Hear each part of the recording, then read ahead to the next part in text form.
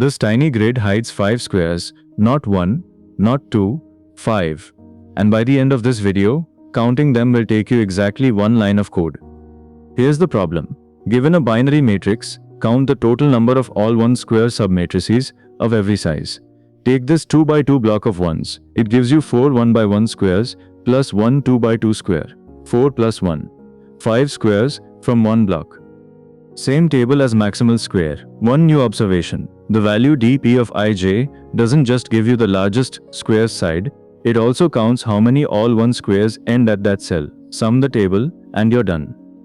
Here's the key idea. dp of ij is still the side of the largest all 1 square ending at that cell. But if the largest square has side s, then squares of side 1, 2, all the way up to s also end at that exact same cell. That's exactly s squares. So dp of ij doesn't just measure size, it counts squares. And the answer to the whole problem is simply the sum of every value in the dp table.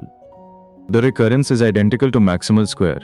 dp of ij equals 1 plus the minimum of the cell above, the cell to the left, and the cell diagonally up left, only when the current cell is a 1, otherwise it's 0. The first row and first column just copy the matrix directly.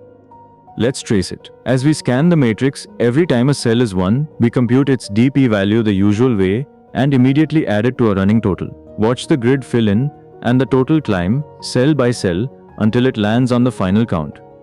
This costs the same as maximal square, linear time, visiting every cell once.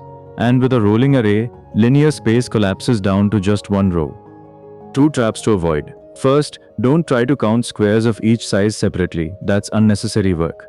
dp of ij already counts them all, per corner. Second, don't worry about double counting.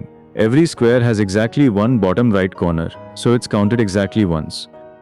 The real lesson here goes beyond this one problem. A single dp value can carry more meaning than its definition states. Here, the largest square side is simultaneously a count of squares ending at that cell.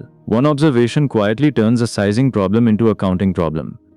Squares were easy because of that clean symmetric minimum, but rectangles break that symmetry completely, and they'll need a totally different tool. That's next, with maximal rectangle. Before you go, try these. Warm up. Sum the dp table for a small grid, and verify it by hand by listing every square. Core. Count only the squares of one specific size. Stretch. Handle an online version, where the grid updates one cell at a time.